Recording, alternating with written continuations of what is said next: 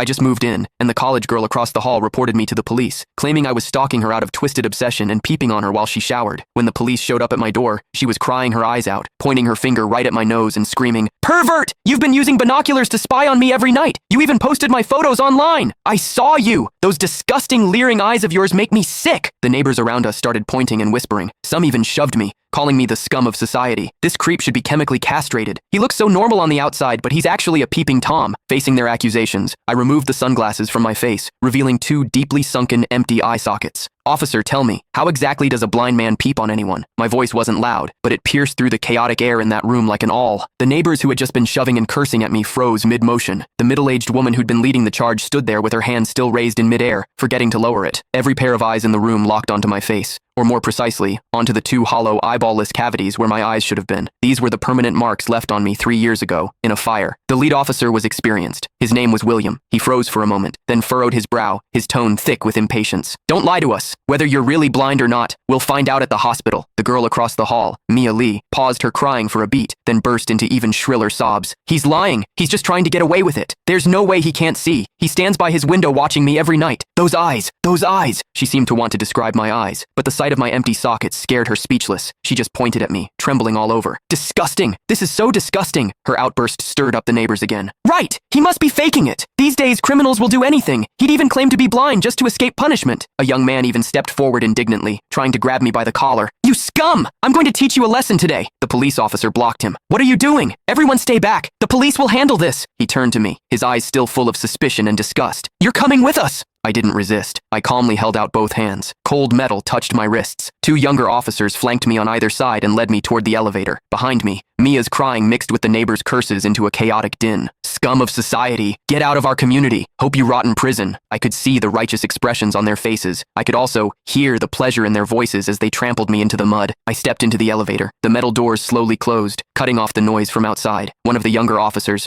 probably new to the job, couldn't help but ask me quietly, Are you really blind?" I tugged at the corner of my mouth but didn't answer. The other officer patted his shoulder, signaling him to keep quiet. But I knew that in their minds, the scales had already tipped completely in favor of that tearful young girl. After all, it was a young, pretty, pitiful college student on one side, and on the other, a suspicious man living alone, wearing sunglasses. In their eyes, it was crystal clear who was the victim and who was the perpetrator. What they didn't know was this. Sometimes, what the eyes see is the biggest lie of all. And I, a blind man, had seen something that none of them had. For instance, when Mia accused me, her heartbeat was steady, without a single ripple of genuine emotion. The interrogation room at the police station was harshly lit by fluorescent lights, and the air smelled faintly of mildew. I sat on a cold metal chair. Across from me were William and a female officer. Click the link in my bio to get the full story for free.